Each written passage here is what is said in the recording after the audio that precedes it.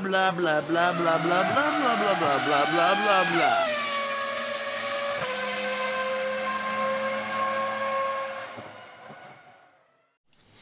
Hello everybody and welcome to I'll Tell You What TV, the unofficial F1 podcast where myself, Stephen Mandy Lorraine, will be talking about the upcoming French Grand Prix. How are you both today? I'm alright. I wondered if you was going to do anything. We might get on to why I called him Mandy Lorraine in a bit. But anyway, yeah, so Steve and James are with me. The French Grand Prix coming up. Before we do get going, though, talking about the French Grand Prix, obviously it's been a week and a couple of days since the Canadian Grand Prix. So I'm just curious if there is any updates or anything you want to talk about since the Canadian Grand Prix, about the Canadian Grand Prix. Well, I watched a bit more on Julian Palmer, where he's actually sat explaining himself in front of camera about his views on what happened with Vettel and Hamilton. And I completely agree with him, even more so now that the stewards got it right. Okay, fans may not like it, and if you want to see a race, you might not like it, but the fact is, the stewards were right. Yeah, I've got to admit, I've got to hold my hands up on that one. You got me to watch that, and I've just dropped my e-cig and it's just rolled all the way to the other side of my fucking room, so I'm going to have to get up and go and get that in a second. Having seen the video, I mean, I made the argument that I didn't agree with the penalty. I could understand that, yes, maybe there should be a penalty, but not for what they said. And one of the things that Julian Palmer, I mean, whether you like him or not as a racing driver, I've got to say my level of respect went up for him after having watched this video clip. And yeah, I agree with him. He basically said it's either a unsafe return to track or it's a crowding off the circuit, and I agree with the crowding off the circuit part of it. So yeah, having seen that, I must admit, I think I don't take my comments back. I do think the penalty was wrong, but only because I don't think it was an unsafe return to track. But should a penalty have been applied? Yeah, okay. But also, we said it would have been nice to know what Vettel's throttle trace was as he's going across the grass. Yeah. 25% on. Uh-huh. So he was on the throttle going across the grass. Only a small amount, but he was on the throttle. The thing is with that, though, I can fully understand sort of going across the grass a little bit sideways. Applying a little bit of throttle to control where you're going is one thing, and I think that that's what he was trying to do. For me, it was once he was sort of just getting back onto the track, he very quickly went to sort of 75, nearly 100% throttle. And that's the bit for me that I'd be like, yeah. Like, once you've sort of come off the grass and you're back on the track, you better make sure you're safe before you go full throttle. And he didn't necessarily do that, which resulted in the squeezing. And Jolien also did show, he gave good examples of the point at where Vettel was now under control and that he could have given Hamilton a little more room. Yeah. But there we go.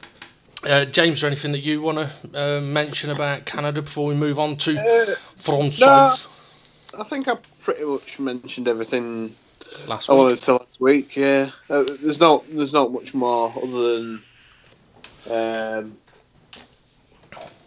yeah. Basically, it's not. I'm not asking about like if you got any additional reviews. It was just if there was any news or updates that you'd seen in the last week about it.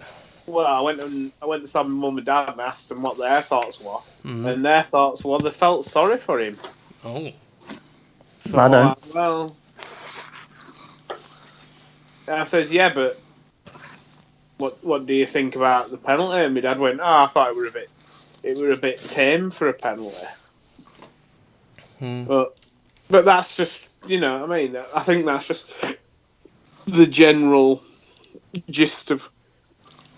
I usually take my parents as like the bog standard Formula 1 fan. So watch it when it's on, and don't.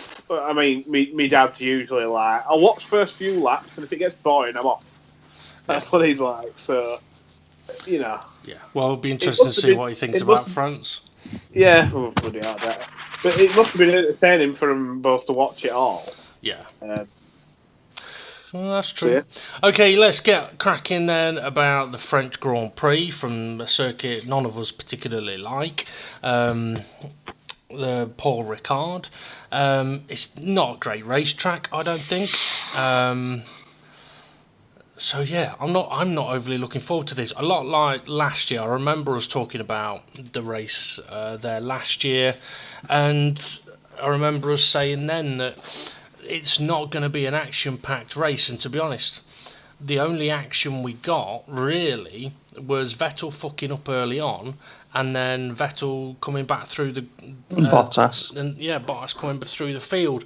I mean, there wasn't really any other racing going on during that race, but nevertheless, we are going to crack on with doing our predictions for the French Grand Prix. So for anyone that might be listening that wants to perhaps suggest a couple of additional predictions that we could do, feel free to whack that up into the comments on YouTube and we'll see what we can do. To begin with though, we'll go through our usual four to see how we're going to get on, and I'm wondering, James, whether we just might have to ban Steve from using Hamilton as any of his predictions. Yeah, well, what about? That's a bit harsh. What about if?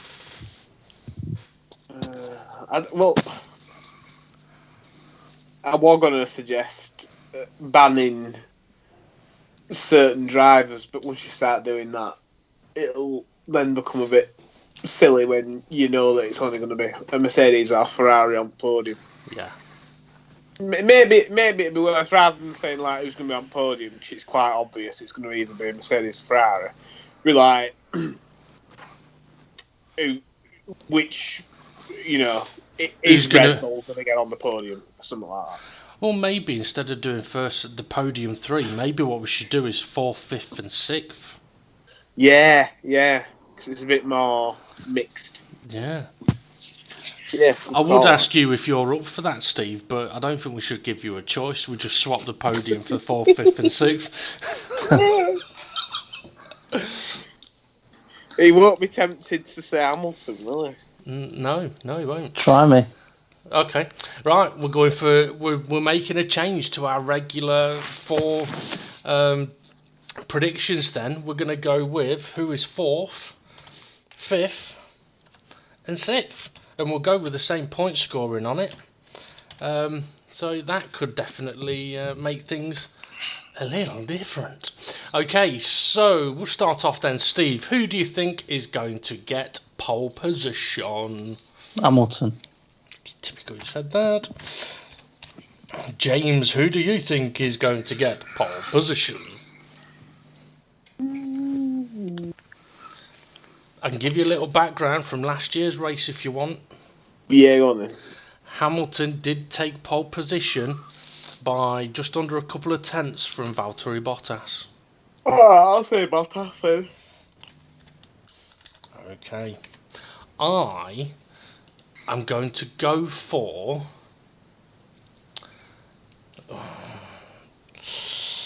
Vettel. I don't want to, but the only way to outscore Steve is to give different answers to Steve. Yeah. Okay. Who, Steve, is going to be the winner? Hamilton. Okay, James. Vettel. Ooh. And you know what? I'm going to go Bottas, right? And reason for that is last year's race, Bottas actually had an absolutely stunning race. And if it hadn't been for being took out by Vettel at the start, we may have actually had a battle for the lead. What are you doing here? What are you doing here? I'm on a podcast. What are you doing here? Oh, sorry, my dog. My dog's just turned up in bedroom. Alright. What are you doing here? Okay, Steve, onto your... who do you think is going to finish 4th, 5th and 6th? Alright, 4th, Verstappen. 5th, Leclerc. Oh. 6th, Gasly. Oh. Okay. Interesting. Do you want to say why you think it's going to be those three? Because they're 4th, 5th and 6th in the driver's standings. Alright. That's a... So, statistically speaking, they're the 4th, 5th and 6th best drivers so far this season. Okay, so I suppose you are looking at it logically, even if boringly. James, give us a bit more of an exciting prediction here, shall we? So we're saying 4th, 5th and 6th? Yes.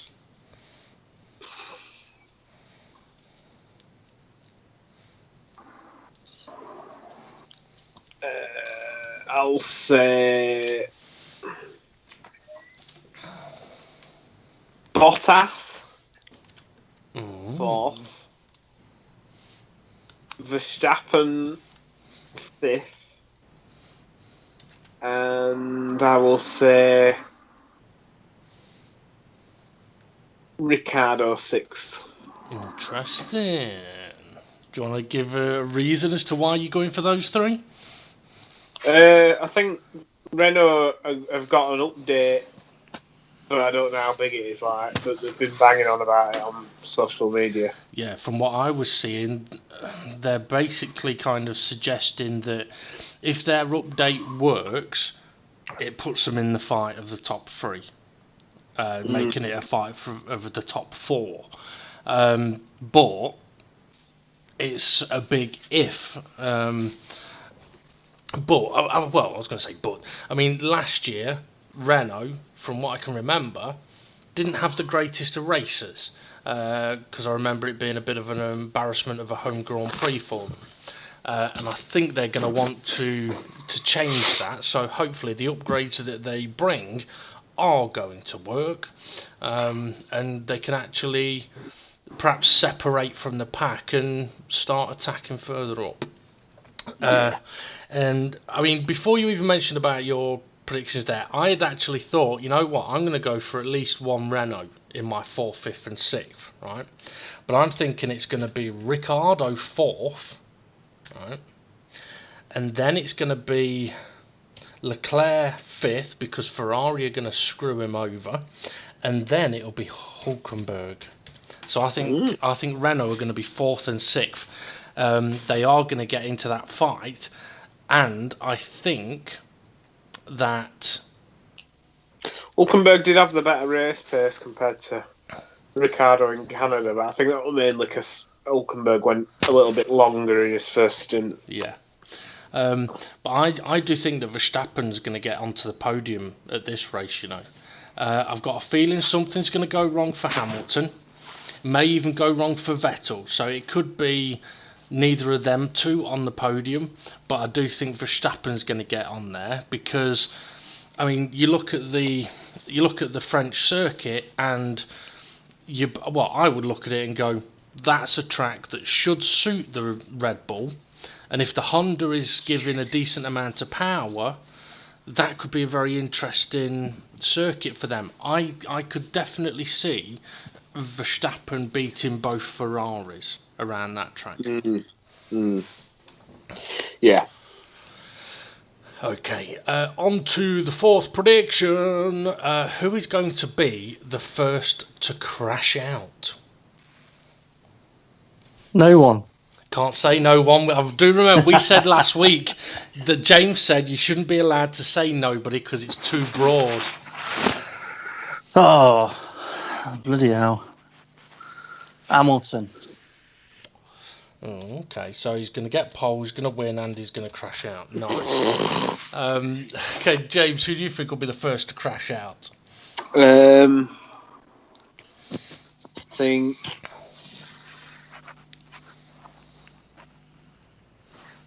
Grosjean. Okay, why? This is at France and is Gunter Steiner's gonna go here. Well, I was going to put Grosjean for me. I was going to put Grosjean for me as well because I thought, well, he hasn't had a crash for a while. So it's about time that he should be having overdue. one. Yeah, he's overdue. And he is French, and it's a French Grand Prix, so it's going to happen there. And good, like I said, Gunter Steiner's going to go fucking mental. Okay, we need a couple more predictions then, guys. Something we can do a prediction on.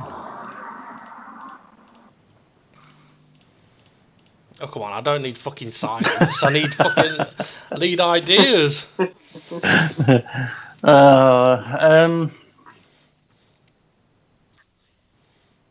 How many cars will not finish the race?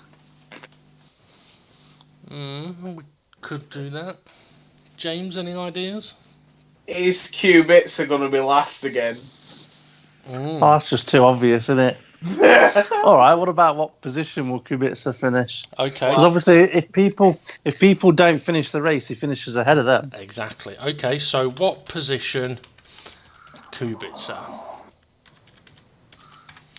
Okay. So Steve, what position? 17th. Okay. James. 18th. Okay. I'm gonna go. Oh, fucking hell. 16th's too high. I'm gonna have to go 19th. Okay. We're gonna need one more then. I mean, we could do another. What position will a driver finish? What about Dick a Day? Oh yeah. Could do Dick of the Day. That's always a popular one. That. Okay, we'll do that. Make it simple. We'll do that. Not Team Dick of the Day, just Dick of the Day. So it's got to be a driver. Yeah. Okay. Magnussen. Steve. Ericsson. Ericsson. No. I reckon Perez. Perez. Yeah, he's been keeping himself quiet lately, hasn't he? He's probably. He's overdue one. Yeah, he is. He definitely is. Interestingly, though, Racing Point not been doing very well recently. Perez not been doing very well recently. Been hearing nothing from him. Nothing from him. No bitching, moaning. I mean, he may have been bitching and moaning, but not hearing much from him. So yeah, he's definitely due one. I've just realised where I write down the predictions, right? And I said, okay, it's Dick of the Day, not Team of the Day. I wrote down Dick of Team. Hell, Dick of the Day. Right. I am going to go for. Will we hear Gunter Steiner lose his shit? Oh yeah, definitely. Right, I'm going to go for Vettel.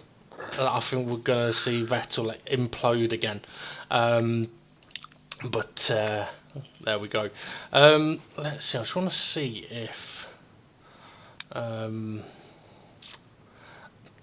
was a couple of one prediction made before the start of the season. All right, okay. Still got a few races to go before that comes into effect. So the predictions then are locked in. Right then, guys. French Grand Prix. What do you want to know? What do you want to say? What do you want to get from this weekend's Grand Prix? a race. It sounds stupid, but you are absolutely fucking right. We want a race, not a, well, this is fucking boring. I want to be able to see cars racing, as in following each other and overtaking in places that it's not a DRS straight. Well, I watched touring cars on, when were it? Sunday. Yeah. And it was brilliant. It was absolutely brilliant. I'm like, oh, if this were only Formula One. But unfortunately, I doubt, with that circuit, I very much doubt you're going to get much in terms of proper racing. You're going to get people moaning, going, I'm in dirt, I can't get through. Yeah. My tyres are going. I mean, I don't know. I can't remember exactly what I said about this circuit last year, but I'm sure I said that there wouldn't be much action or overtaking. But this is the thing: in a different class of car around that track, the whole of Sector 1 becomes an action zone. Sector 2 is an action zone, and Sector 3 is an action zone. But in Formula 1, Sector 1 is a no action zone, Sector 2 is a DRS overtaking zone, and Sector 3 is a no action zone. So it doesn't spice it up for me. So, I mean, you look at Monaco and you go, okay, look, there ain't going to be a lot of overtaking there, but I find those races interesting anyway, because it's all about who keeps it out of the wall. Yeah, it's a whole different kettle of fish. And with France, I'm like, this could be a good race, but it really won't be because the cars can't do it. I mean, what was it you were saying, Steve, that Ferrari had said about the track or something? The track does not suit our car. Well, I'm sorry, but it's up to you to make your car suit the track. You know what I mean? You don't build a track to suit F1 cars. You build F1 cars to suit tracks. Yeah. I mean, I can understand. It might just be a little bit lost in translation in that him saying, "Well, this is a track that our car's not going to do very well at." That I can kind of understand. But if it was actually, oh yeah, this track doesn't suit our car, or whatever it was, I mean, it is a bit of a different statement. I mean, you could easily look at every track and go, well, you know what, none of the cars are suited for any of the tracks other than on a qualifying lap, because the races are not exciting. And I can understand why Liberty Media are looking at, from what I've been hearing, next season there's going to be 4 qualifying sessions, not 3, but that'll be the only sort of change they're going to make to it. But I can understand them perhaps looking and going, oh, well, maybe we need to really spice things up a bit and do something weird with qualifying to make the races a little bit more interesting.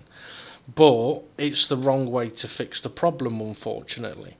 But if they're left in a situation where, well, they can't really, at the moment, touch what's happening with the cars, so they can only adjust what they can actually control. Just force them all to compete on each compound of tyre. That'll change everything, because then at least you can push on every compound. You're not going to make it last half the race. Well, see, one thing for me is I still can't get my head around this, right? The was it the maximum fuel they're allowed to put in the car? Like something like 110 kilos or something. Yeah. I still can't understand why the governing bodies don't turn round and say, actually, you know what, we're not going to give a maximum amount of fuel. What we're going to do is give you a minimum amount of fuel that you have to carry around a race, and it will be a little bit more fuel than you will need, right?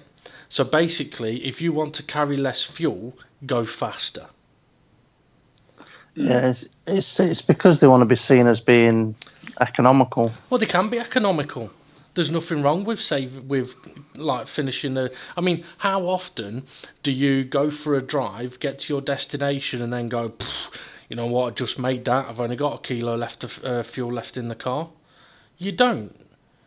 Well, you do if you're skint, but you tend... I mean, there's nothing wrong with having fuel left in your car. But in racing terms, if you got fuel left in your car, you could have gone faster. Exactly. Go faster. I mean, this is the thing. You put a minimum amount of fuel load, right? That is a little bit more than the drivers would need. It takes away that section of, oh well, we need to do a little bit of fuel saving. No, you don't. You don't need to do any fuel saving at all. Just fucking go for it. So it takes away one of those areas of, oh, we've got to look after something. Well, take that away. You don't have to look after that, and that then means you can focus on going that little bit quicker. Yeah. Well, unfortunately, though, I don't think the tyres would allow you to. The tyres just seem so.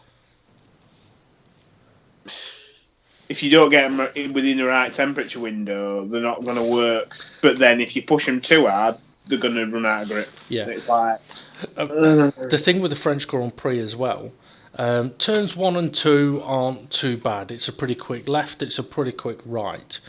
Turns 3 and 4 also aren't too bad. It's a medium speed right, a slower left into a kind of increased speed hairpin. But then you've got an extremely long right-hand corner, which is going to absolutely destroy front left and potentially rear left tyres. But not only that, once that's cooled down, gone through the straight, the chicane, down the next straight, it then gets absolutely pounded again, that front left, in the flat-out right-hander, and then the long decelerating right-hander after. The whole of Sector 3 is then going to destroy the right tyre. So that's a track where I think they're going to take quite a hard compounder tyre, but I think they're going to end up in a bit of trouble, because I've got a feeling the weather is going to be fucking dreadful next weekend, if the weather here is anything to go by. Is it south of France, or whereabouts is it? You know what? I don't know. Let's find out.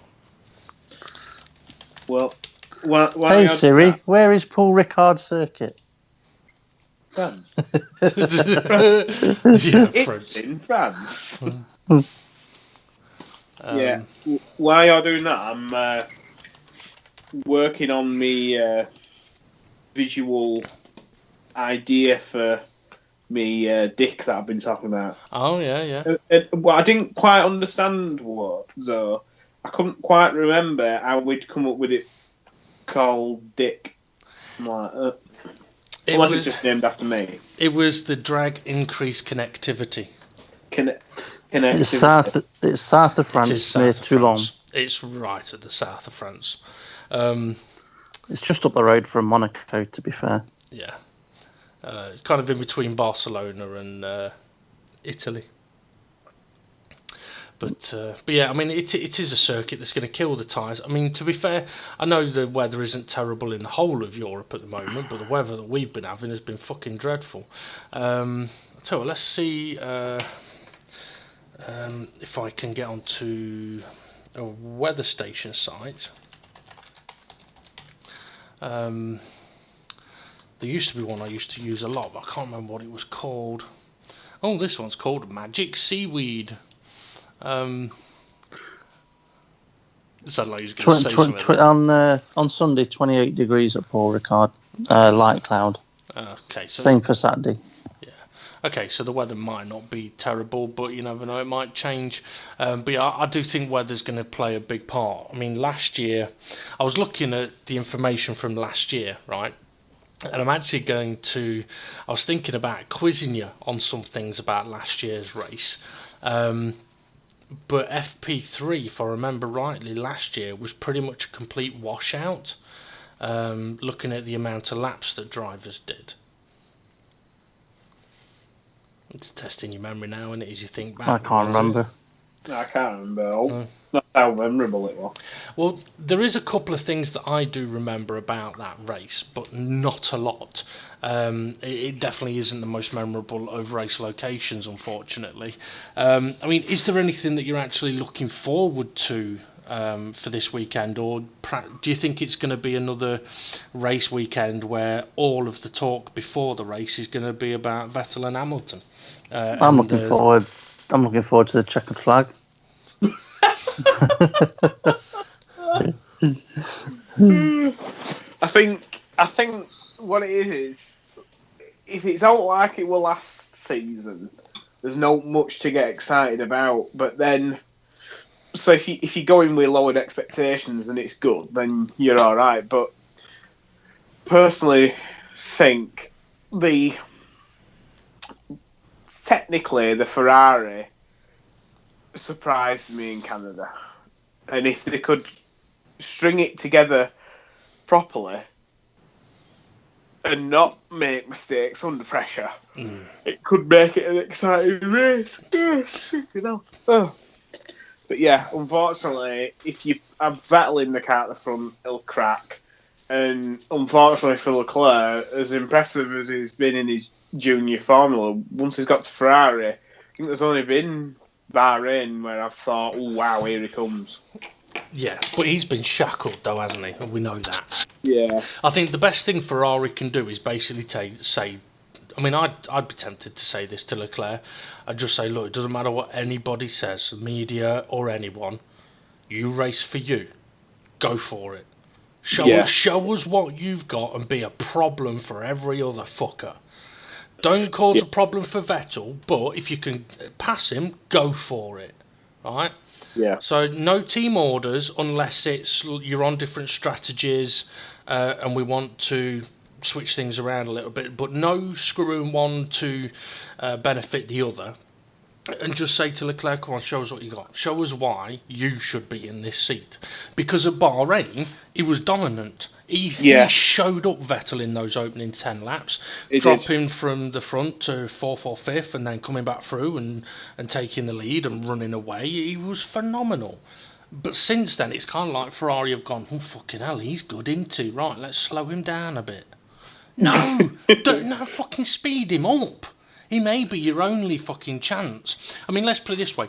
The only way that, say, for example, Vettel could win the championship already is if Vettel finishes first and Leclerc finishes second. It ain't going to happen if Vettel finishes first and Hamilton finishes second. It just ain't. Yeah. Yeah, no, you're right. You're right. I know. Or even if Vettel has a bad day, you need Leclerc to be taking the win, yeah. Exactly. I mean, I look at the Paul Ricard circuit and I just think if Ferrari haven't fixed their slow speed lack of pace, they're in trouble at this race because straight line speed is not going to get them out of this one. I mean, in Canada, yes, their straight line speed was enough for Vettel.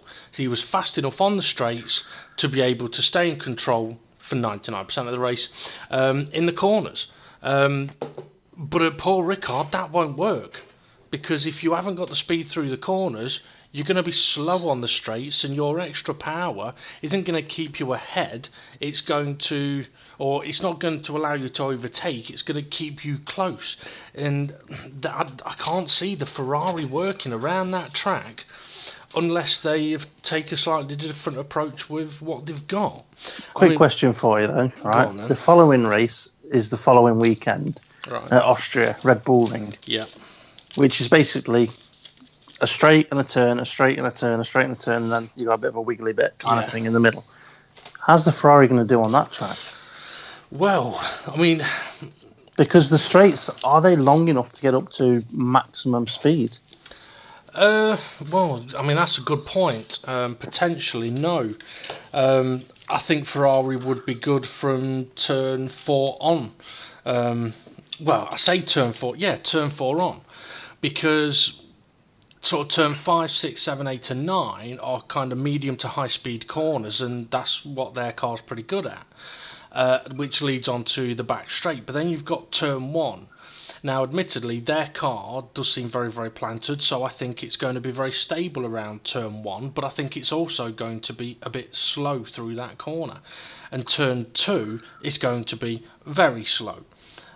So I think I don't know, I think they could struggle, but they may be able to overtake there. Whereas at France, because of the nature of Sector 1 that leads into the long straight, and then the Mickey Mouse chicane that leads into the long straight, and then the hairpin that leads into the start-finish straight, they're all corners that the Ferrari just doesn't handle. I mean, you look at Spain, the final Mickey Mouse chicane there, the Mercedes was half a second faster in that sector.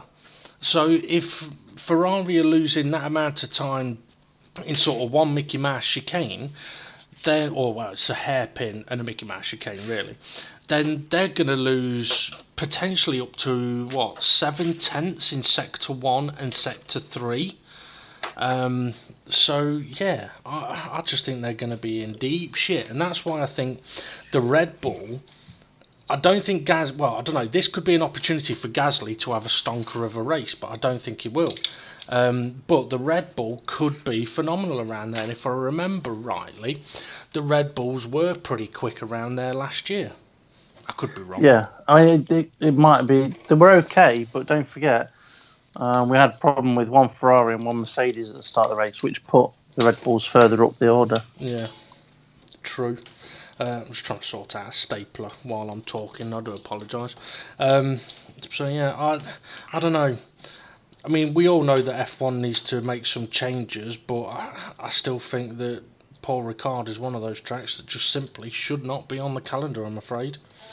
Yeah, I'm watching a thing today where it was showing Tilke circuits. Oh yeah.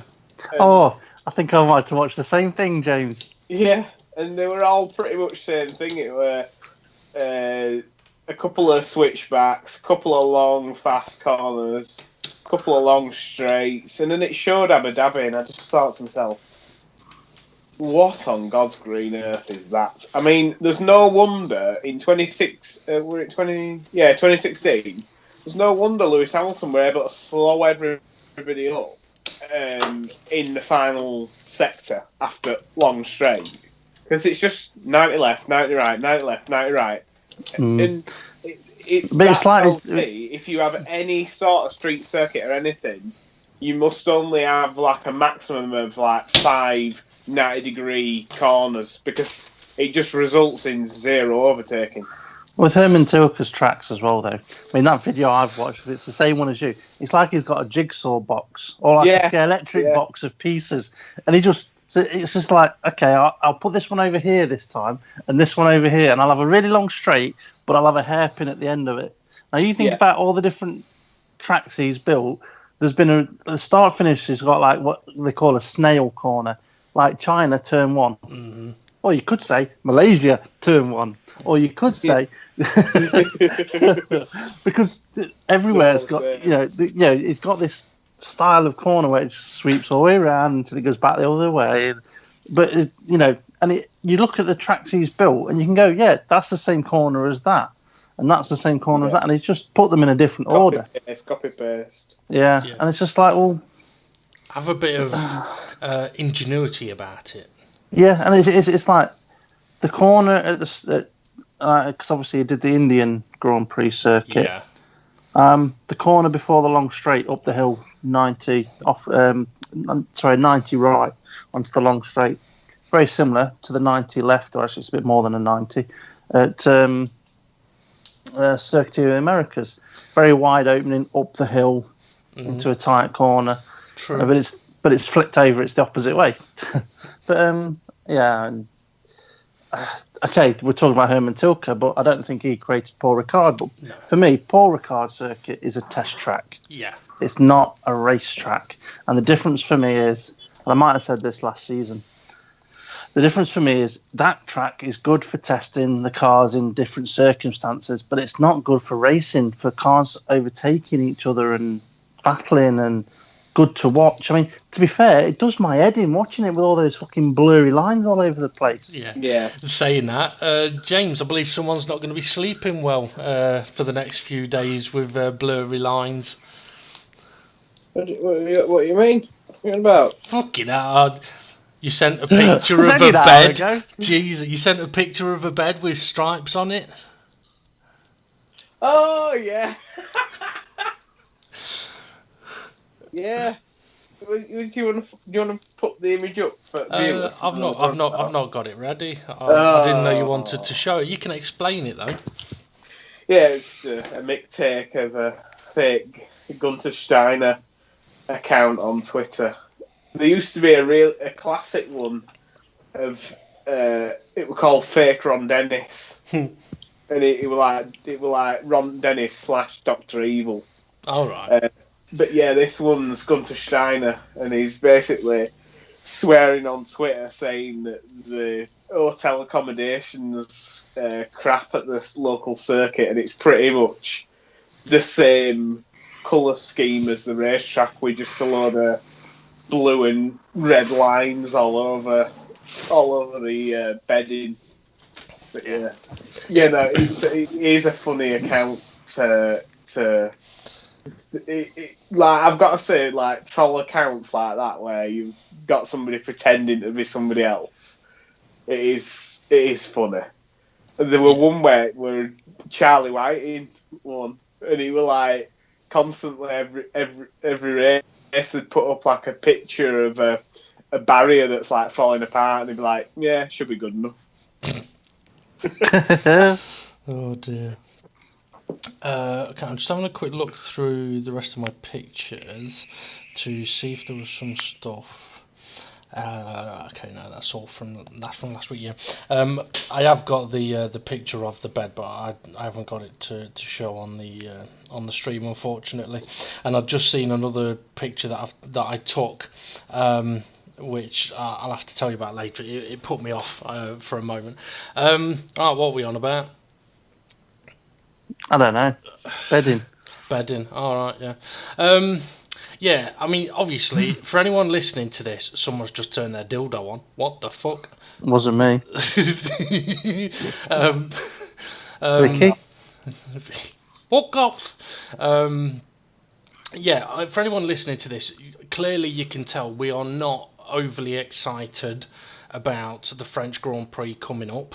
And to be honest, I think we can only hope that after the race, we're more excited about what we saw. And hopefully it will surprise. I mean, it would be brilliant if Red Bull were quickest, then Ferrari, then Mercedes. We'd have an interesting race on our hands then. And if Renault can get in the mix, brilliant. But I do want to ask the question, what has been happening to Racing Point recently? Because they've gone from being fighting for best of the rest to getting knocked out in Q1. Well, I can answer that. Go on. It's basically because of last season. They've still not got to the point where it's a brand new car, a Racing Point car. It is still a race. It's Force India car still with Force India parts, and they've not been able to get the concept because there's a long lead time from when you decide on a process of, right, this is the process we're going to go through. We want to create more area on this area, and this is, the path we're going to follow. And to actually get those parts into production, made and on the car, they're only just getting to that stage now. So because pretty much nothing was done in the last few months of the Force India days, they're still struggling from that. Fair enough. That explains it then, because they have been pretty poor recently. Although Stroll did have a decent race last time out. Okay, it doesn't sound like you two have got much else you want to talk about with the French Grand Prix. So I am going to give you a little bit of a quiz about last year's French Grand Prix. Oh God! Right. Okay, go on then. To see how much you remember. See if subconsciously you're able to take all the information, right? Okay, so let's see. Who finished in second place in last year's race? Who's going first, or is the question two? It's to both of you. We're Max Verstappen. Okay, James is saying Max. Steve? No, I reckon it was Kimi. It was actually Max Verstappen. He finished only 7 seconds behind Lewis Hamilton. Kimi was third, but he was 25 seconds behind. Okay, Sebastian Vettel, as we know, right, screwed over Bottas in the first lap, but what position did Vettel finish?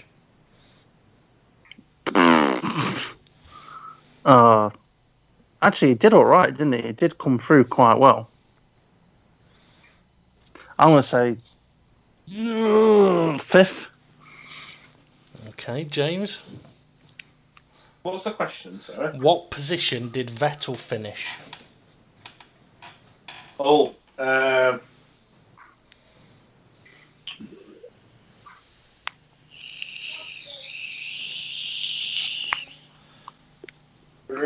His internet's running a bit slow. It's been brain. Is it 6? Okay, it was 5th. So Steve was right. He went from 20th back up to 5th, with Bottas only getting back to 7th. But yeah, Bottas had a longer pit though to do, didn't he? Because he had to change more parts. Yes. Okay, how many cars finished on the lead lap? Probably something stupid. I'm going to say 8. I'm going to say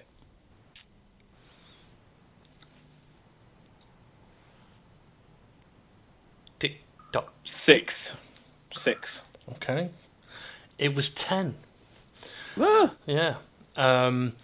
With Charles Leclerc in the Sauber being in 10th place, both Renaults in front of him, both Mercedes, one Haas, both Ferraris, and both Red Bulls. But Leclerc finished 93 seconds behind the leader, and it was about 1:30 something for a lap, so he only just finished on the lead lap. But he did get a point. Okay then, so 11th place down, finished a lap down. Who finished in 11th? Grosjean, because it was his own Grand Prix. James? 11th. Did James say 11th then? No. Wait. Trying to think who the Saubers were fighting with last year around that area. I'll say Hulkenberg. Okay, it was Grosjean. They did just say that Leclerc finished just behind the 2 Renaults. That is true, actually. Oh well. Okay, one driver during the race ended up with only 3 wheels on his car. Who was he, and which wheel was it?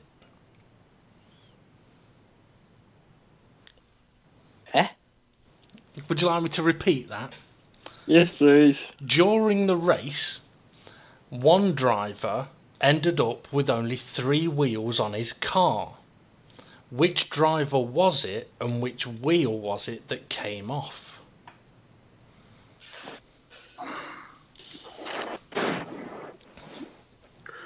Gasly. And which wheel? Front right.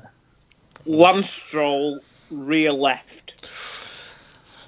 No, it was Sergio Perez, and it was his rear right. He come round the long right-hander onto the back straight as he went flat out, and his rear right popped off. Oh, I'm sure Williams went into. Lance Stroll had a shocker of a race. I think he had a few crashes, but Right. it was Perez that I was after. Let's see, and that's about the questions I've got. I didn't really plan this. I just decided to. Actually, no. Okay, who got fastest lap? No idea. Probably Bottas coming through the field.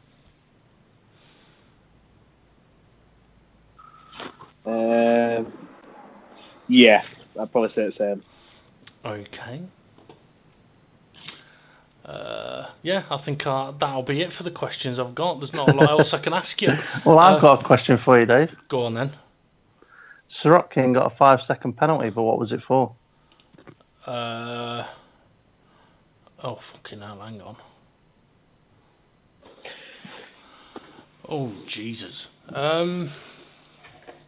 Sorokin, 5-second penalty.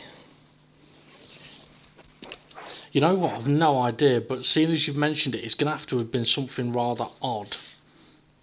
Driving too slowly behind the safety car. Yeah. Alright, I've got a question for you. In qualifying, who went off and smashed his front wing up in the first sector? Grosjean. Yeah. Wasn't his fault, was it? No. It was No, Ericsson's. Anyway, well, looking at Steve, you won 3-2. Not that I was keeping scores, but anyway, there we go. Well, I got some questions to ask James, but I need the pictures to help. Well, I was going to say, James, do you want to play a game? Oh, yeah, go on then. Steve, do you want to play a game? I'll play a game. Crappy French Grand Prix, Okay, well, the name of this game is How Well Do You Know Your Helmet?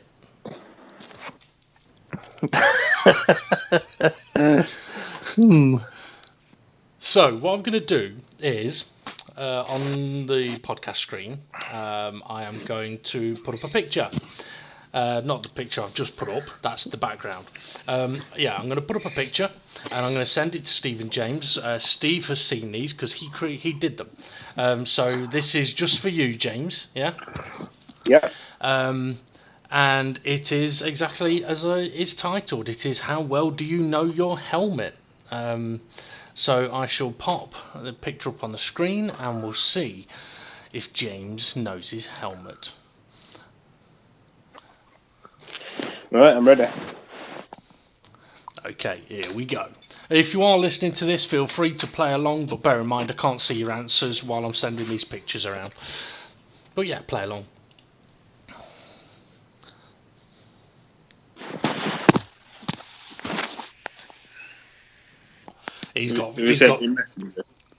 I've sent it, yeah. He's got 3 heads on his helmet. It is Sebastian Vettel. By the way, Steve, you're going to have to say whether he's right or not. Yeah, he's right. Okay, anything else you want to mention about this helmet? Or are you just going to say it's Vettel's helmet? One that he wore at Abu Dhabi. I think it was 2012. Nope. Oh. It was 2011 after he'd... Tell Vicky to put that away. After he'd won his first title, he had a helmet with all the mechanics' heads and names on it. Yeah, no, that's cool. That. Yeah. Okay, on to the next one then. It's been a while since I've done this. Got to remember how to send pictures now. Okay. Fucking hell. That might be mine, actually. My phone vibrating. Hang on, is it on? Alright, it's on mute now. Right. Yeah, it's mine. It keeps doing it. Hang on.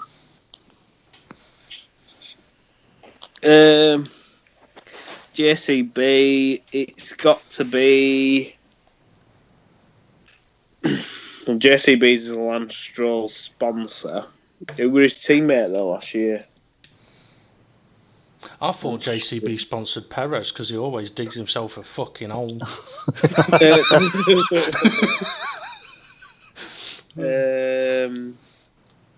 Trying to think.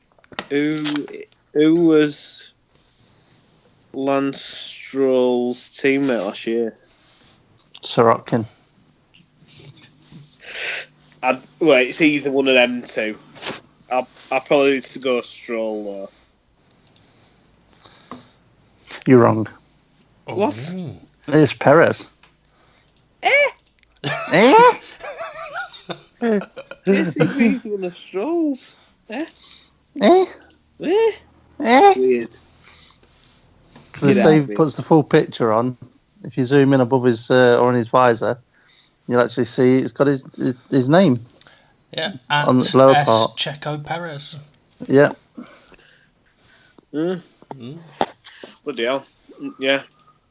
Okay, on to the next one. That one that's to confirm what his helmet is. I'm going to have to have a look on my iPad. Hang on.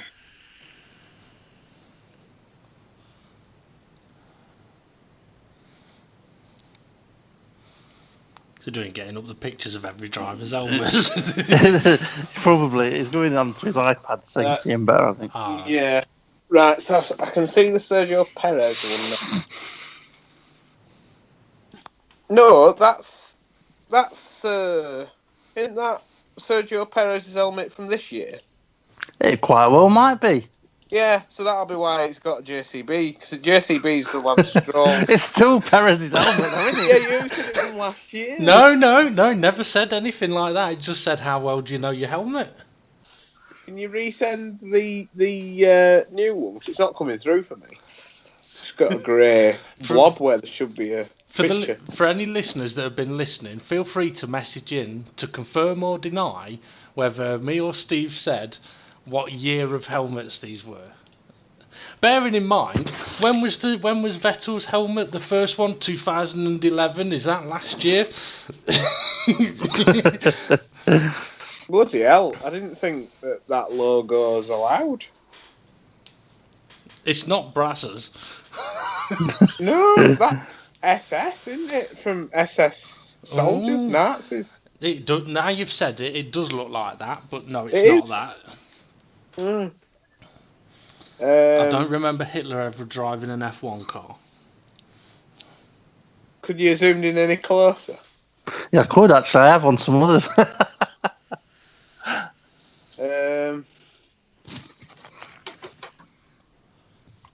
Kimi Räikkönen. No. K-Mag. Yeah.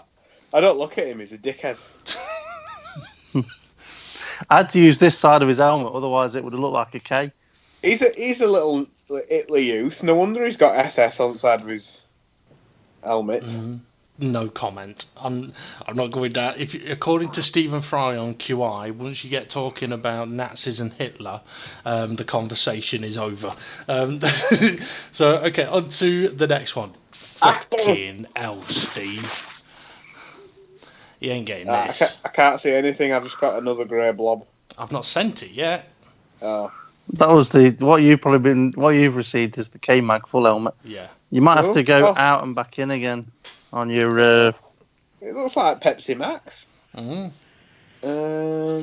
not got this one working for me yet. Hang on. It's Max Verstappen, Pepsi Max.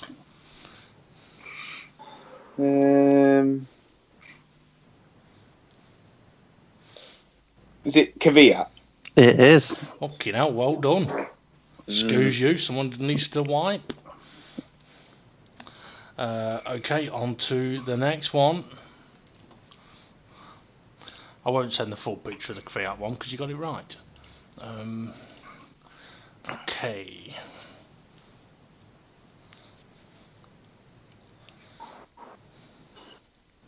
I don't know what's up with the internet, it's so crap. Oh, hang on. I can see it on the phone.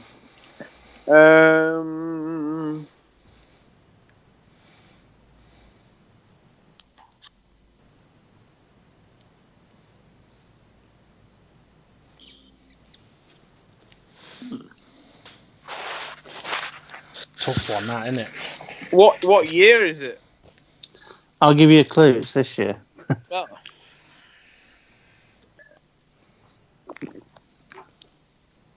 And it's a race driver, not a reserve driver. It does race in Formula 1, yeah. So he's a race driver, he's not a reserve. No.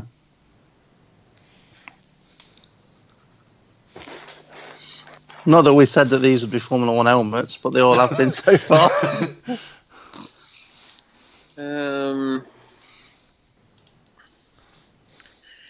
Bright yellow.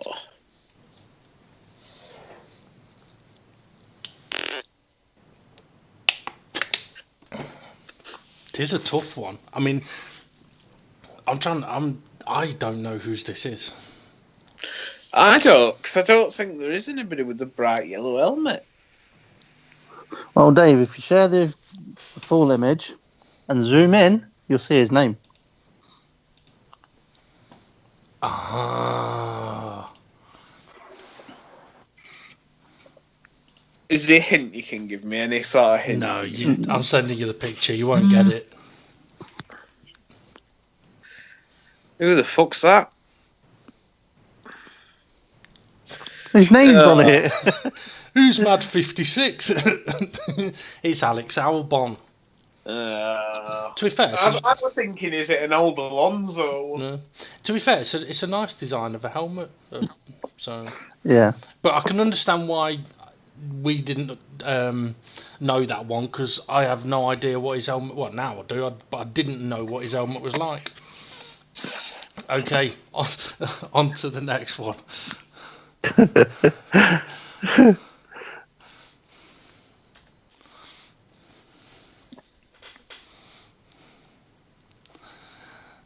This is going to throw a spanner in the works.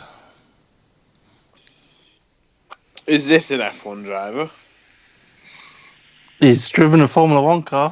Fernando Alonso? No. No. Carlos Sainz? Yes. Yeah. I didn't know I'd designed his helmet. But yeah, it is Carlos Sainz. It is very Alonso-esque, I suppose. Yeah. Okay, on to the next one. Oh, jeez. At least you get a bit of a pre-warning, James, that they're going to be shockers, because I tend to automatically just go, fucking hell, or, oh shit, yeah, good luck. Oh, this is the easiest one.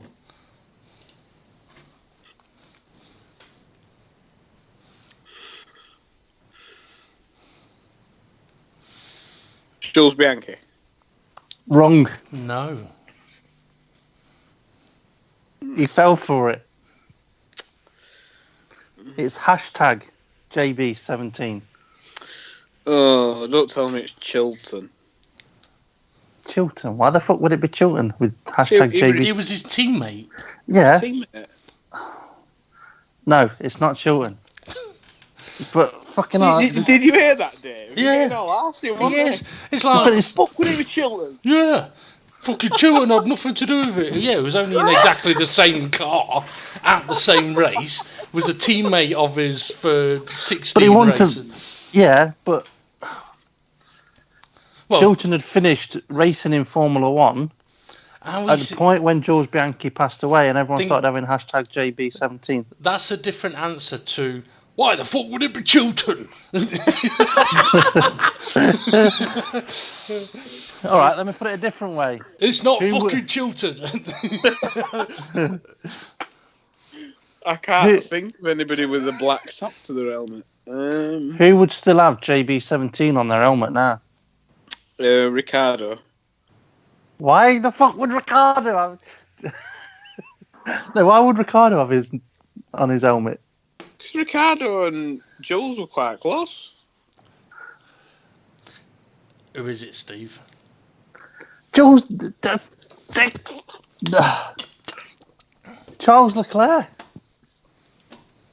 Oh, yeah. Oh, I completely forgot about him. Oh, no. Yeah, it looks a bit like Chilton's, that. Apart from Chilton's is blue. Okay, on to the next one. Who the fuck would it be Chilton? That's got to be a new saying. That, Praise for Steve. You know what? We're gonna have to. If either of your missuses at any point say something, like for example, if they said, "Oh, I know you don't usually have sugar in your coffee, but do you want sugar in your coffee?" Just turn around and go, "Why the fuck would it be Chilton?"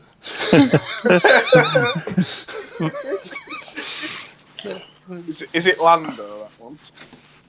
No. Oh. Is it this year's Formula 1 card? I'll give you a clue. It's this year Formula 1 driver, yeah.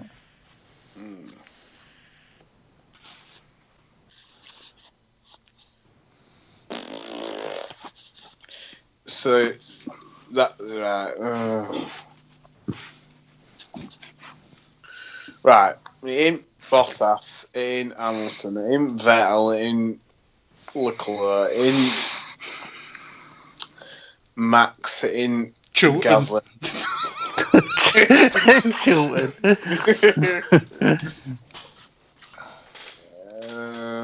Is it Danny Rick? I knew you'd say that. No, it's not. Oh. Why the fuck would it be Danny Rick? he's had a weird outfit this year.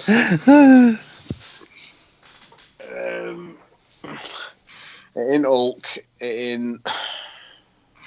You'd be better off starting at the bottom and working your way up. Well, is it Giovinazzi? No. Why is he at the bottom? Yeah. Why the fuck would it be Giovinazzi?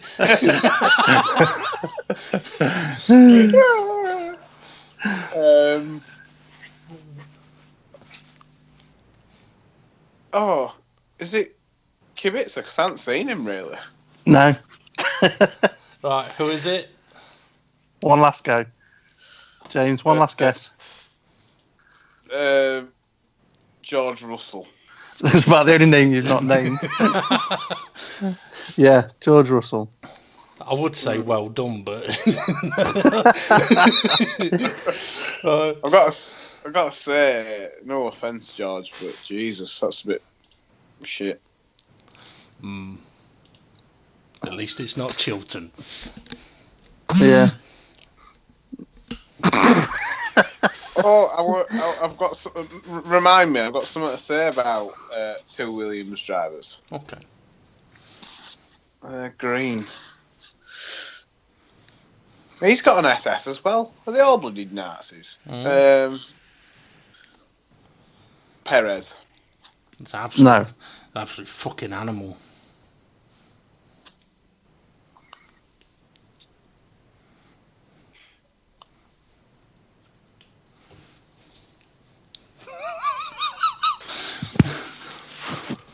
Magnussen. No. Paddington Bear.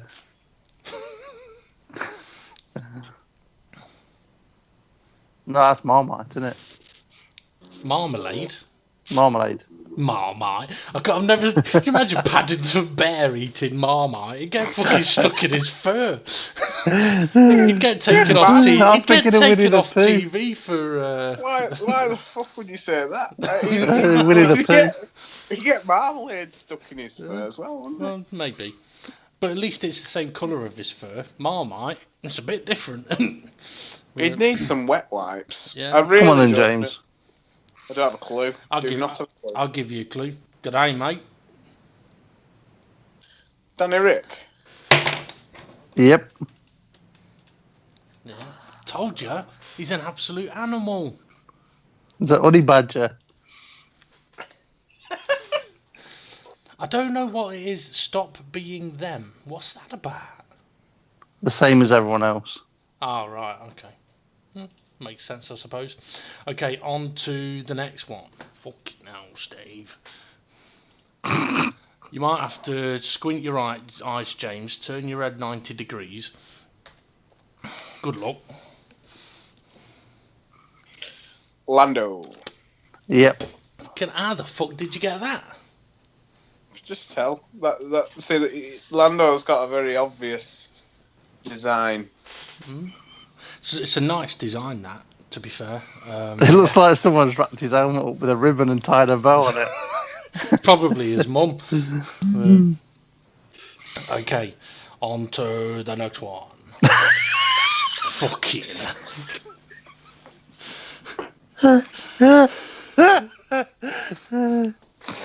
You alright, Steve? Yeah, I'm fine. Alright. Sebastian Vettel. Are you sure it's not the Stig? Could be the Stig. Yeah, it could be, but I think it's Sebastian Vettel. Yeah, you're right. You're right.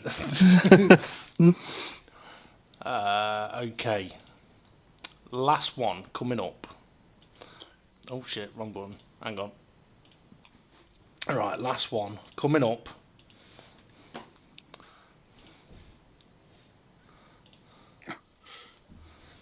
Now. Me. Oh! Either James has learnt this game, or you're just very aware of your own designer helmet. Yeah, no, I've only just did that today, so... Fair enough. Do you want to explain your SpaceX Tesla? Yeah. It's just it's got a big T on top of it for Tesla. Mind you, Matt, if it had a Tesla battery in it, my car wouldn't make any noise. It'd just go... That's making noise. I was about to say that. If it didn't make any noise, it'd sound like this.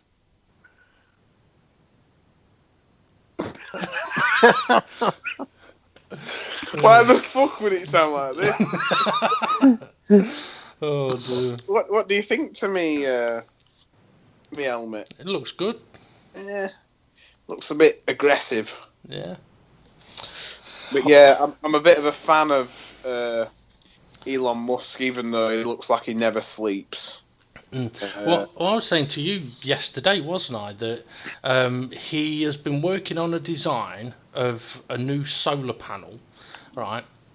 Which I don't know if you know about this, Steve, but he's been working on it for the last few years. He wanted to release it in 2018, but he's put it on hold until it's right. And basically, it's like I was saying I'm sure I said to you once, Steve, not long ago, saying like with solar panels, instead of solar panels, why don't they just make roof tiles that are solar panels? And that's basically what he's doing. He's making roof tiles that are solar panels, but they're going to be no more, they're going to cost no more than a regular roof tile. That's how it should be. Yeah. Well, that's what me and James were saying last night. I mean, that's the right way to do it. Because why would you put a roof tile on your roof when you can put a solar panel on that costs the same price? Exactly. And one of the things that's caused the delays is that he wants them to have a life expectancy of 30 years. Now, I don't know what the current life expectancy is of a roof tile, but it's probably longer than that. But your current roof tiles don't power your home. Yeah. See, I was thinking about this earlier. I was like, you know, I mentioned to you yesterday about like trying to live off the grid, and so that you cut your costs of everything. Yeah. I just typed in earlier. I put a massive tent in Google search, and there was like industrial sized tent that were like size of like 2 double garage, like. And it had, when it was zipped up, it had some sort of material so that if you got an industrial size heater, it didn't lose heat easily. But yeah, I was just kind of thinking to myself, well, if you purchased a bit of land and you put a big tent up, you're technically not putting a house up, but you could still live in it. Like. The only problems I'd say you'd have is you wouldn't have running water and you wouldn't have a loo. A shitter, yeah. Or you wouldn't. You could probably get away with getting some solar panels and some car batteries for electricity, but you wouldn't have no internet. Hey, well, if Matt Damon can survive on Mars, I'm sure we could do it here. Oh, aye. Definitely. Yeah. You said, James, you wanted to mention something about the Williams drivers. Oh yeah, right. Yeah. So Vicky's mum's partner is he used to be a farmer near here, and yeah, I was talking to him and he was saying that one of his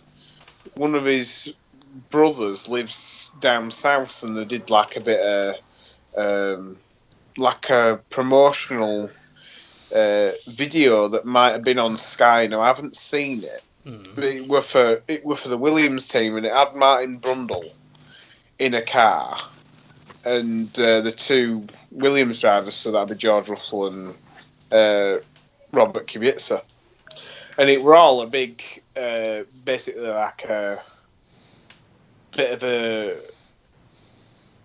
something for the Williams team in order to basically attract new sponsors. Yeah. So like, turn up and race against star drivers. Yeah. And Martin Brundle and the two Williams drivers were each given like a dirt track racing, but like going round in an oval. A little bit like Destruction Derby, but a bit more civilized. Civilized, yeah, not full on smash you up. So apparently, John was saying to me that his brother who lives down south wasn't right happy because Williams had approached him saying, do you mind if we could borrow 3 cars from your race team that we could use for this event because we're trying to attract sponsors? And he says, yeah, go on then, yeah. And he meant to do it just thinking, I'll get to meet 2 Formula 1 drivers doing it if I'll lend out my vehicles to them. And apparently, he met Martin Brundle, and Martin Brundle were right nice, and like drove his car quite sensibly. And he says like the 2 Williams race drivers didn't even literally look like they couldn't be asked being there because they knew it was like a publicity day.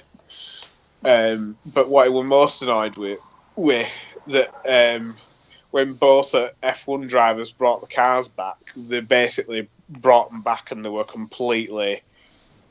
had to completely just destroy the cars because they've been so smashed to shit. That the 2 Formula 1 drivers, Kubica and George Russell, just basically treat them like Destruction Derby cars. And he says what's most annoying is he didn't even receive a letter or anything from the Williams team to say, thanks for letting us use your vehicles for this event or anything.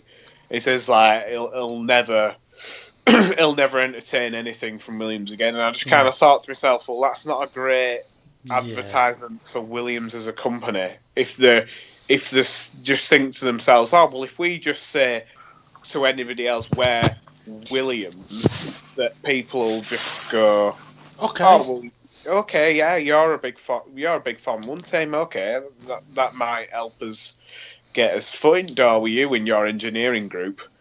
If you end up sending your 2 drivers over, they might not be too fussed for being there, but that just shows me that the 2 drivers that they've got, and clearly whoever's in control of public relations. Hang on. We would have done exactly the same thing. We'd have trashed them, but we would have expected our PA to at least say to us beforehand, either don't trash it, or afterwards saying, we've kind of wrecked them a bit. Maybe we need to go and apologise or sort out some compensation or something. Yeah. Sounds a bit like Days of Thunder with the hire cars. Yeah. But I think... Is that the one with the planes? if no one gets the need for speed. If people don't get that joke, you have to go back to one of our early podcasts. I understand, obviously, if I were a driver, I'd probably be like, I don't really want to do this. But if it means that I'm doing my bit for the team, then I'll go ahead. But he said literally, like, neither of the drivers even showed him any attention. They literally just walked over, got in the cars, and just drove off. Yeah. And then came back with the cars smashed to fuck, got out, and then just got straight in motorhome, and then went They were just a bit like, why is there nobody coming over from the Williams team to say, oh, thanks for your services, or thanks for anything, or we're literally like, we'll just come use you and we're off. Yeah, bloody hell. I mean, I know where I used to work, or one of the places I used to work, Motorpoint. I found out that they used to loan cars to Top Gear. If they got their hands on some special cars, Top Gear would sometimes. I don't know exactly how it worked. I don't know whether there was like some kind of contact at Top Gear where the owners would be able to say, look, we've just got our hands on this, or whether Top Gear sent out a list of, look, if you ever get your hands on one of these, let us know. But yeah, they used to loan their cars to to Top Gear. Now, there was never any, like, you would not know it from watching Top Gear. But it's because they did their dealings more sort of behind closed doors. It wasn't a publicity stunt for where I worked. It was more a contacts thing. It's like it kind of put them into a group of in connection with other people that got hold of special cars, and they had a connection to the TV show, so they'd get things like tickets and different stuff like that. So yeah, it's quite good. I mean, even Tiffany Dell. I mean, I know he wasn't on Top Gear at the time, but he came down to be a part of an advert that they made, a TV advert that they made. So it did give them benefits that wasn't a publicity type benefit, if you know what I mean. It wasn't like, I mean, you might watch some sports events, and you'll hear like a fight that's happening at the Motorpoint Arena. That's different. That's a direct, like, we're going to go and basically sponsor this stadium, and that will get our recognition out that way. Whereas this was more behind the scenes thing, and that's what Williams should have done there. If they'd have had a better relationship with the guy that had the cars, then they'd be able to go back there, but they'll never be able to go back there again. Oh, no. I know. But yeah, because I wound him up saying, oh, you should invite me down there, and I'll have a little drive against Brundle. Anyway, I'll just be having to mute myself for a second. He's going for a boo. Charming. He's going for a boo. So, Steve, what we're going to do while we're waiting for James to have a shit? I don't know. I think we're nearly done anyway, aren't we? Yeah, we're not far off done. I've got a couple of other things I want to sort of quickly mention. I'll tell you what, we can use this time to plug our own YouTube channels. Feel free to check out my own YouTube channel, which is Demon Red Mist. Plenty of racing videos on there. There's a series I'm doing at the moment, which is a little bit about doing some woodworking. It's like a video log, but it's also a bit more personal. And me and Steve playing PES. Yeah, me and Steve playing on Pro Evo football, which we'll probably be doing again tomorrow night.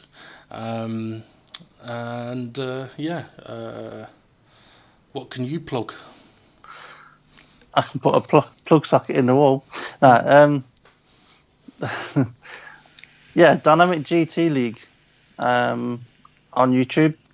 In fact, actually, I believe we've got a space available in the league currently. Have we? Yeah, because Rian is not going to be available for the rest of this season. He's hoping to come back for next season, but that's created a seat available. So if anybody's wanting to join that's got suitable internet and got Gran Turismo Sport on PlayStation 4, get in touch with us, and we'll explain the rules and what needs to be done to see if we can get you onto the track. But yeah, the league starts this Thursday. Should have been last Thursday, but PlayStation Network was having a bit of a hissy fit on it. Yeah, I don't know. I've not looked into sort of any excuse they've given as to what happened, or whether they were. I don't know if it was a hacking or whether it was just a problem after an update. I don't know. But yeah, there was major problems with the PlayStation Network on Thursday, which pissed a few of your drivers off, and it was odd because like 10 of us could get online, but four or five couldn't. So anyway, you said you got a space. Is there someone that's? Oh yeah, GT5 King said he wasn't able to race, didn't he? Yeah. Yeah. But which would be a bit of a shame. But I was doing a new style of 1-to-1 last night. You know, it was quite funny. For anyone who wonders what a 1-to-1 is, basically it's on GT Sport, where I'm giving advice to people on how to drive better. And I offered my services last night to Fluffy and Gary. Fluffy Gary. Yeah, Fluffy went first. He was in a race against Gary, James, and Dave the Arp. And he got 10 minutes in, and Gary was ahead of him, and Gary went to pit, and Fluffy went to follow him, and I was like, no, don't pit, stay out. He was like, really? I was like, yeah, your tyres are fine, mate. And he looked, and he was like, oh, fucking hell, yeah, they are. So he actually managed to do the whole 20 minutes without pitting, right? Yeah. And his driving got very, very good. And afterwards we went, because we were in no one else could hear us while we were talking. And then when we went back to speak to James and Dave and Gary, I sort of was hinting, how many pit stops did you do? Oh, 1, and I did 2. And like, how many did Fluffy do? None. He's like, fuck. And then I was like, well, Gary, if you want, I can give you a session. He was like, all right then. So I then got Gary to do 20 minutes on the tyres. So it was quite interesting.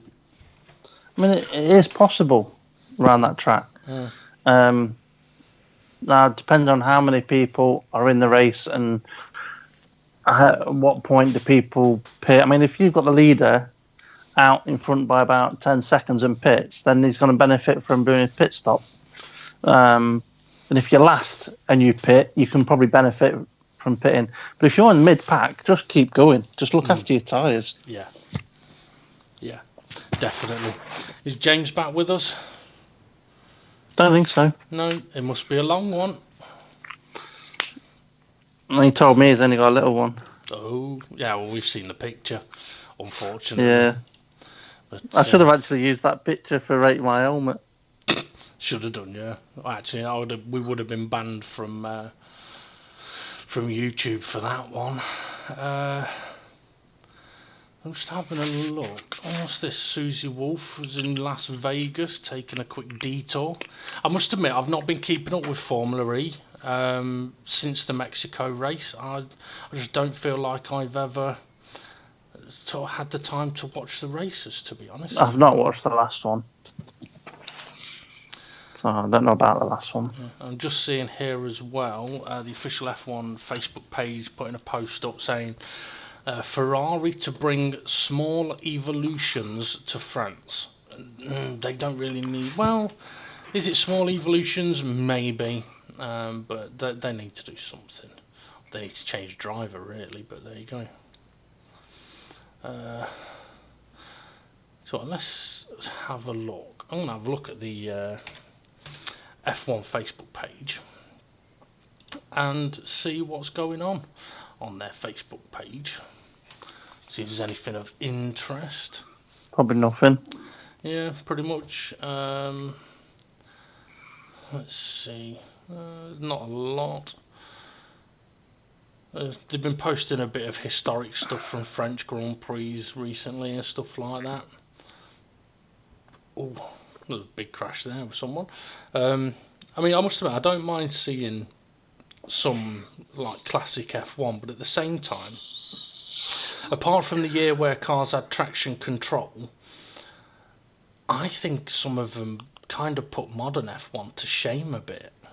I think that's probably why they don't show so much of the old classics. I mean, I do quite often spend a bit of time looking on YouTube for classic Formula One races. When I say classic, I'm talking 80s and 90s, and early 2000s, and there's some good racing. Yeah.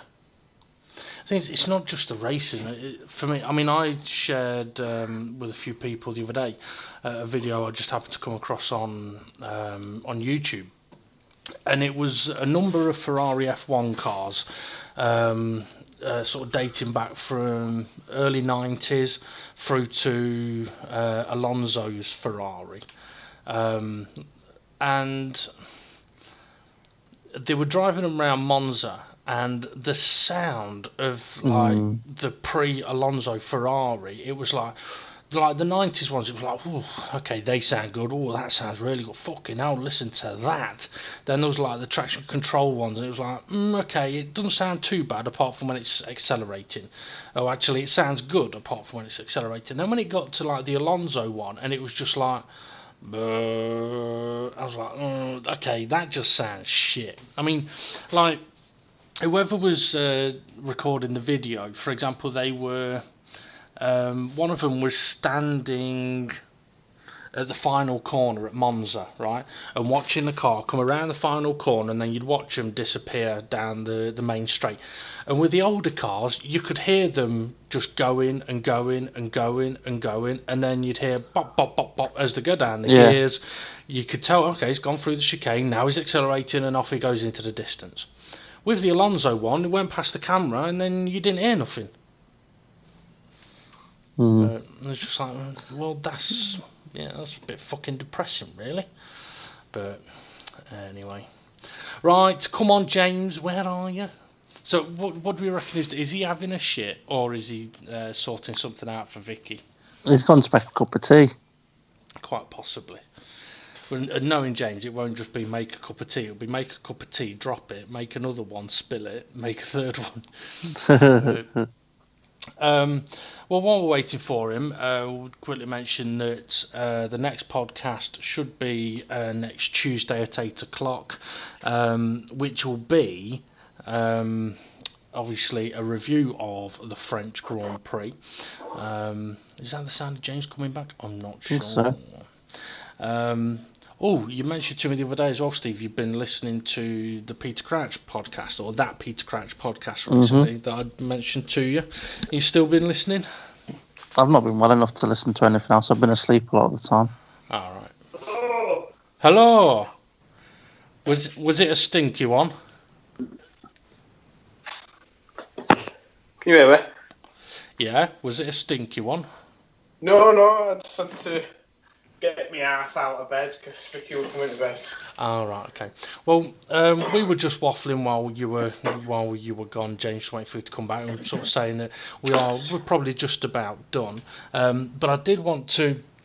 I came across something on Facebook yesterday, and it's a little story between two mates, right? And I wanted to share this wonderful story with you two, and it goes like this. One of them starts off by saying, "What's up, virgin?" And the other says, "Not anymore. Just ask your sister." "I don't even have a sister, you dumb fuck." "Just wait 9 months."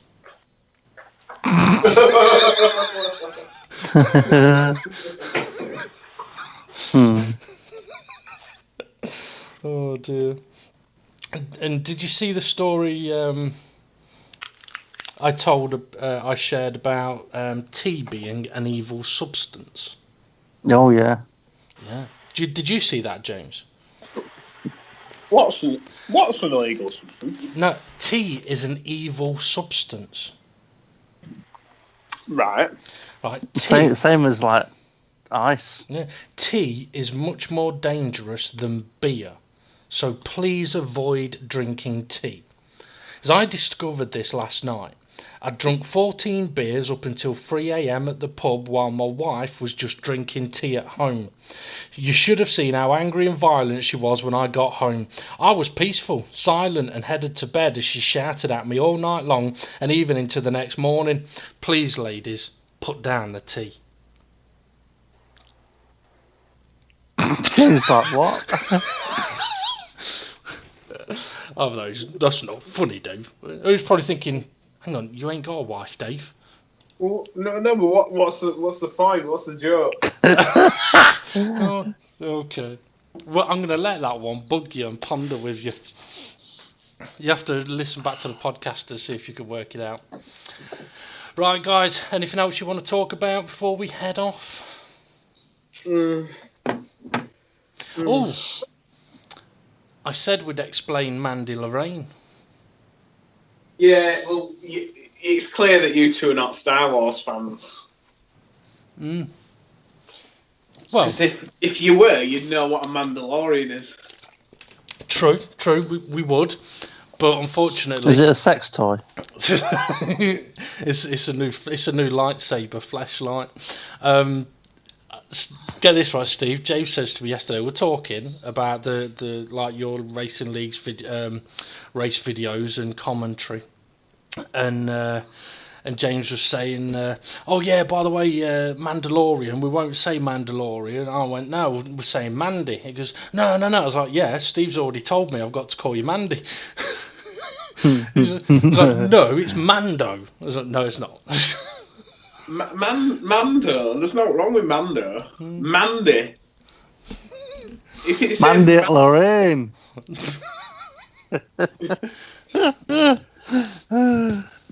Oh dear.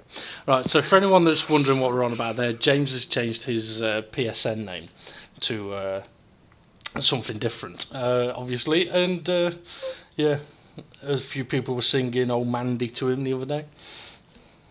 That was quite amusing. Anyway, right, if we're done, guys, it's time to go.